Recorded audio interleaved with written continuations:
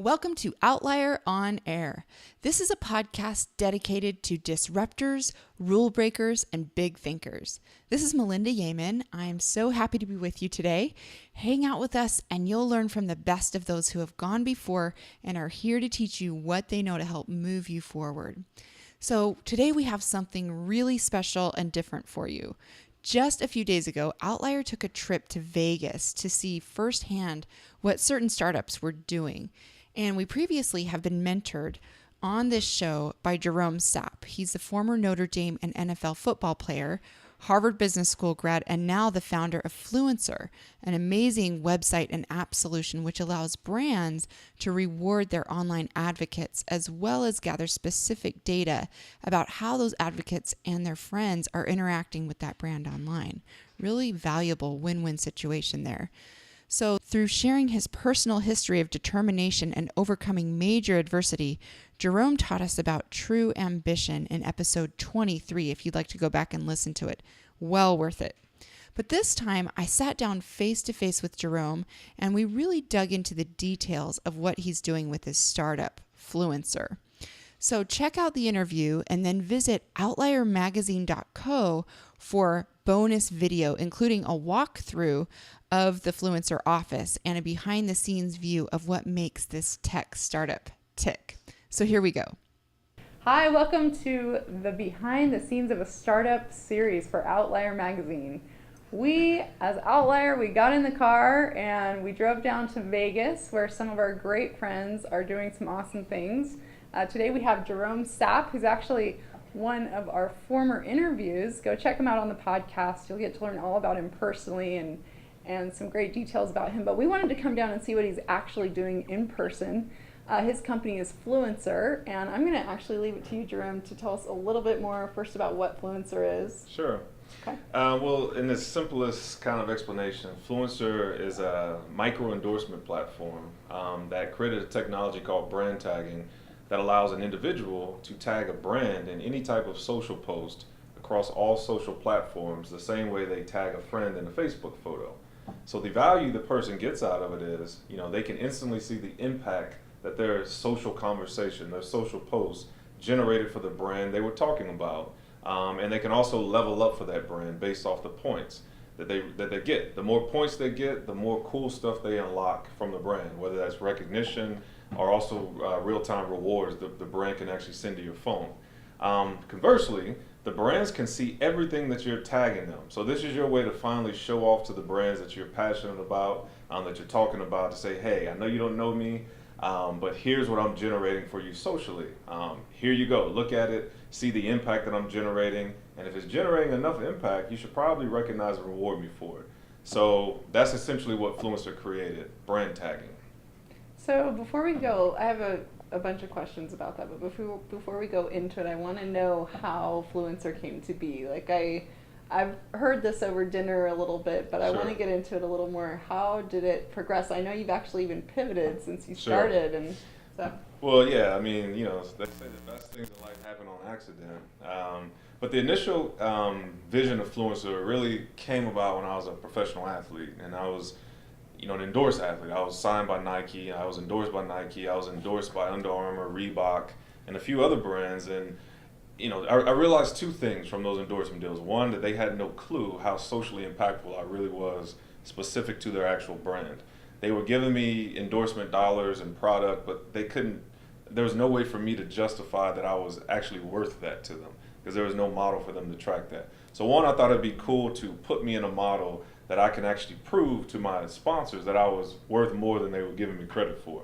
The second thing was, and I think everyone can relate to this, is there's millions of people in the world who aren't professional athletes, aren't celebrities, but follow a brand because the brand's, not necessarily because the brand's paying them for it, because they have a certain affinity towards a brand, a certain passion for that brand, and they love sharing things and sharing content and wearing the brand's clothes because it makes them feel good. That's their brand. So creating a way for them, that normal person who's not a celebrity, to connect with that brand, to say, hey brand, I know you don't know me because I'm not famous, I may not have a big reach, but the impact that I'm generating for you socially should be taken note of, and it's real and it's genuine. So creating a platform to allow that person to connect with the brands and allow the brands to connect with that person to really, reward that person and recognize that person was also cool. So that was how Fluencr came about.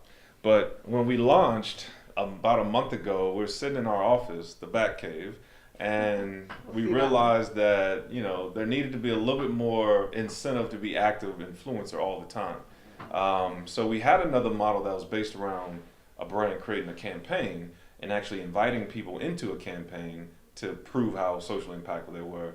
But the brand tagging feature was created on accident, and we decided to pull that out and just test it as its own feature, and it kind of took off unexpectedly. Yeah. Okay, cool. So if I understand this right, basically a normal person who gives a brand enough love out on social media can actually get sponsored in a way from the brand? In a way. We call it a micro endorsement deal. Okay.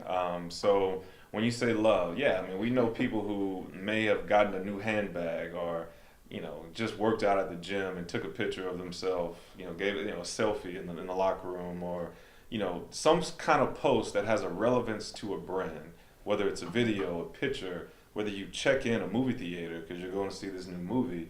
That is all showing love to a brand. So why not give that person the ability to now alert their brand of, hey, I'm talking about you, and here's what the impact of this conversation is around your brand.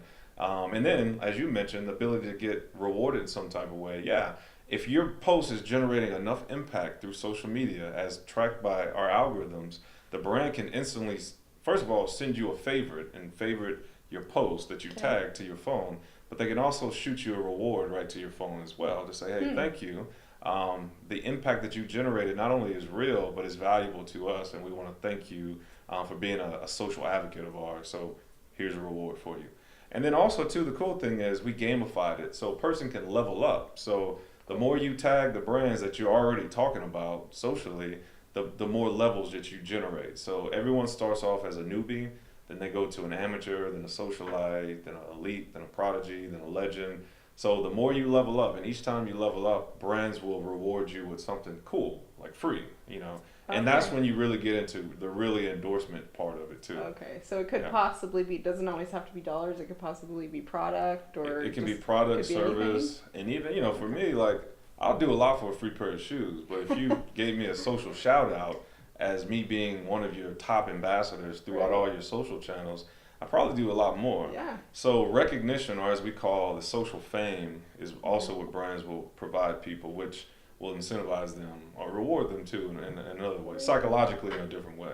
Very cool. So on the brand side, this is actually really beneficial to them because you're getting to where you have some really great listening tools that you can provide the brand with details, right? So in a nutshell, we created the first concept of a social meta tag. So just like you meta tag things on a website, and if someone's searching for it, they can find it and all the stuff around it.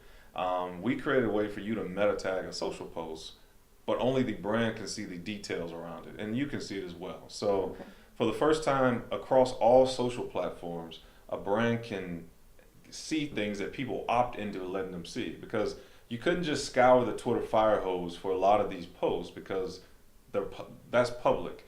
Okay. When our users opt into our system, they're giving brands access to also private posts that you just couldn't see if you're a brand. So for the first time, a brand has full transparency into what people are saying in both public and private posts. Oh, I see. And they can see, the more important thing is the impact that this acute post generated from our brand. And also too, they can see a historical snapshot of how much you've been tagging me and what the impact of those previous tags have been as well. But also too, it allows you to, as a brand, to understand who these people are. Because it's one thing to say, okay, well, these people are influential to me. They're tagging me. Here's the impact of that. That's valuable. But the bigger value is, okay, what is the behavior profiles around these people? Which help me understand who to market to in the future. People like them, or what social networks do I need to reallocate money, or what other places do I need to market to people like this or people like that, and what do these people look like? Wow. What are they saying about our competitors? Because we can pull all that data as well. So it's really the predictive analytics and the behavior profiles that really create the big value for brands that we can provide. So you can provide behavior profiles for those people that are actually seeing those messages? Oh, absolutely. Wow. Because Cool. we have access to tons of data points through social media. Okay. And we're very transparent with users when they sign up. We tell them exactly what we're looking at, exactly what we're not looking at, but we can aggregate these data points to essentially paint a picture for brands to say, hey, you thought that the person or the people that were more engaged with your marketing campaign were males of this age in this geographic area of the world. But in reality, from what people are actually literally showing you from tagging you, it's really females of this age in this geographic area. So that allows them to, as I mentioned, predictive. It allows them to save money guessing, and now they know. Well, let's focus a lot of our attention, or more of our attention, to this particular geographic or demographic of society. So you're talking about impact here, and I want to know. So many people would describe impact as, oh, here's how many followers you have, or here's how many people saw your post or whatever. Are we talking straight all the way to conversions? You're measuring all the way to conversions? Well, we can actually. There's a way for brands to activate their Google Analytics to their Fluencr account. Really? Which gives us an ability That's to very read, essentially have a read-only access to their website. Mm-hmm. We also created a mini URL service too. I mean, that's not what we're majoring in. That's just a feature that someone, if they want to share a link around, let's say Nike, they can come in, shorten it through our service. But the cool thing is they can attach that URL to a brand. So the more impact that URL got throughout social media, those points roll toward the brand too. Okay. So if I say I want to shorten this URL for Nike and I tag that URL Nike, everything that my social graph, all the actions that they took on it, those points roll into my Nike score, which allowed me to level up for Nike. But more importantly, now Nike has a way of understanding what the normal social media user, which is millions of them, are generating in terms of real ROI for me because of that. Okay. But also, you mentioned something interesting, reach. Traditionally, reach has been the thing that people essentially use to define a person's social value, right? Because how else could you define that? Right. But for us, reach is really a symptom of popularity sometimes. Like, if you're popular, a lot of people follow you. Is that really quality? Exactly. Right? I mean, you take Kim Kardashian. She's extremely popular and has a huge reach, but what is she really influential towards? And I'm not saying she's not influential. Right. I'm just That's saying, there's a difference between the two, Yeah. So the ability to not only calculate reach, which is what we do, but we also measure impact that you generated. That's the real value. So then you say, okay, well, what is impact? The ability for you to get people to convert back to something, the ability for you to get people to retweet something or actually make a comment on something. Those are things that speak more towards real impact and real engagement you have with your social graph. Okay. Well, this is great. And literally, I could ask you questions about this for probably a couple of hours. So, I mean, I think that's a really good snapshot, really, of the nuts and bolts of what you're doing. I want to take a little bit of time, though, to ask you about your startup in general and just your experience.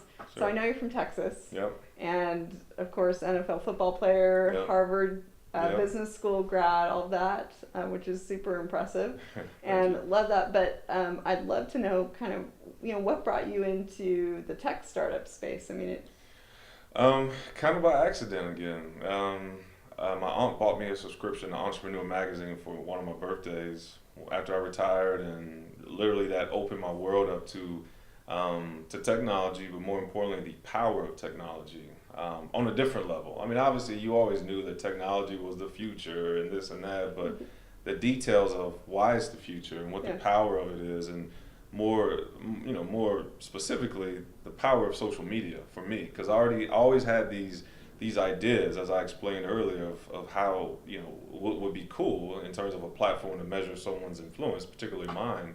But now, once my aunt, introduced me to Outlier Magazine, it really... Tag that for the brand of Entrepreneur. We'll tag that. Sorry. But it really allowed me to say, okay, well, wow, and I had this vision. Now I have a way to do it from a technical... I know how to do it technically now, or at least I know how to explain how to do it technically now. I mean, I didn't know how to code. And then that really formulated the beginnings of Fluencr.com. And, from Outlier Magazine, it went to Fast Company, to Inc. Magazine. I just absorbed it all in, like every issue I would read it. And then I really just started reading some other kind of more hardcore stuff on social media marketing and stuff like that. Long story short, traveled the U.S. looking for technical co-founders and found. Was this on your own at this point? This is just on my Okay. own. Yeah, this is just on my own. Just a man in a vision, and A man with a mission. and actually applied for the Vegas Tech Fund initially and got denied, Okay. and realized that I had a lot of holes in this vision that I had. So for me to actually make this work, I had to try a little harder. So that's when I literally traveled around the U.S. sitting in on these developer meetings and introducing myself and this vision. And the last meeting I went to before I got back to Houston sent me to Austin, and that's where I met my co-founders. Okay, cool. So from what I understand, you're out here in Vegas because you are now part of the Vegas Tech Fund, which Yep. is run by Tony Hsieh's Downtown Project. Yep. To I don't know, motivate the startup space in Vegas, right? Sure. Is that- Yeah, it's kind of revival fair? of technology. Revival of Yeah. technology. Well, I guess to be a revival, that had to be something before. But To create, to to create, give birth yeah, to a major birth technology. a tech scene here, kind of the new Silicon Valley of the desert. Silicon kind of. Desert. Yeah, the Silicon Desert, and that's essentially what they're creating. I mean, they brought their goal is to bring as many bright ideas and minds together in one place and let them co-inhabit, co-create and mingle and mingle and that's Start essentially that spark. Right? exactly, and that's essentially what they're doing. Yeah. So what's in your future? I mean, you guys are how old as a company? We're a year and a half old now. Okay, Yeah, year and a half. Yeah. And your software has developed a lot. I mean, you've Yep. launched, you're out there. So what's next? Software is developed, but like anything else, there's a lot of It's never growth done. potential. Yeah. Yeah. So I mean, every time we look at it, there's 20 more things that need to be done to it. So for us, it's really harnessing in on what we have now and rolling out some important beta programs with some big customers, and then really just scaling it to allow it to meet its potential.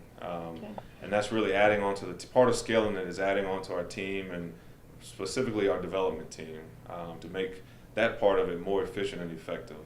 And then really just adding on to the team around that, it's a support team as well. So.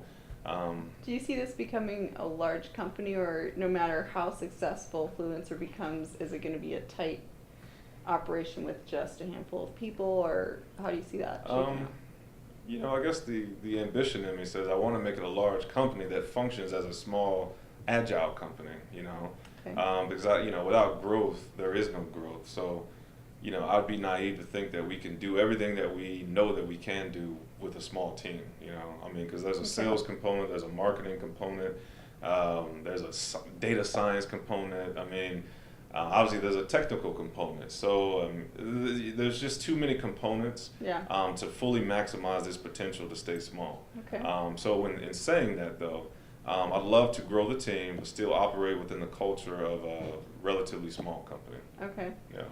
So, do you mind if we talk about money for a minute? Everyone Sure. going into a startup wants to know, how is their money working? How are they Yeah. funded? Sure. Where are they at? Are you profitable? When do you plan on being profitable? Sure. Can you kind of give me a snapshot of where you're at? Well, good thing the casinos are right down the street. That's how I make Double ends your meet. money tomorrow. That's how I make my ends meet around here.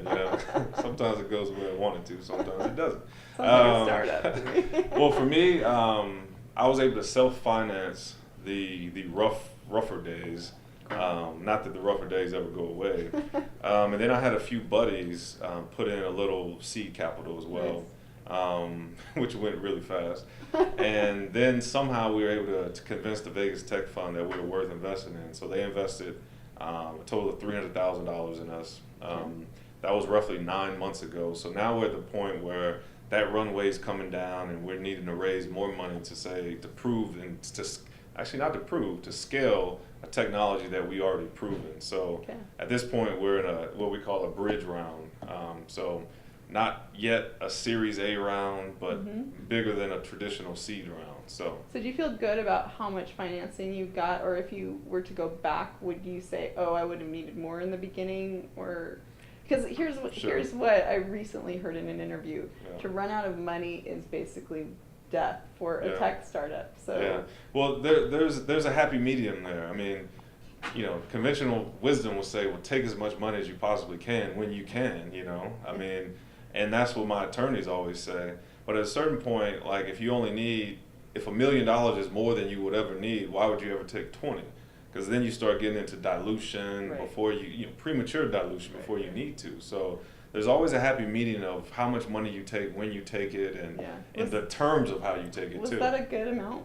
Did that get you, the $300,000 plus your seed round, did that get you where you needed to be? So in saying all that, no. No, okay. Because to me that does not sound like a lot to build a tech product. It wasn't. I mean, we came in underfinanced. I mean, but at some point you got to make it. You got to make it work. You got to take what you have and make it last for as long as you can. And that's essentially what happened with us. I mean, we had a few things. The life of a startup, you have investors who say they're going to invest, but then they drop out at the last minute. Yeah, sure. So that was a lot of what we had. So we essentially came in underfinanced, which is crazy because we got $300,000. But for a vision like this, $300,000 is not enough. Yeah. However, we've made it stretch to last where we are now. So long story short, I wish we would have had more, but also wish I had a new car full of gas too. Good to know. So, it's just make do with what you have, and, really have to be cautious of kind of how you spend money, where you spend money, and what the end benefit of every dollar you spend. And that's kind of where we are now. And, you just got to make it work. You got to be scrappy. Yeah, you got to be lean. Lean and scrappy. Yeah, exactly. So you obviously are a visionary. It's a huge leap of faith to invest your own money, your friends' money, to do this. You're very passionate about it. Yeah. So tell me what the most exciting thing for you is on the runway.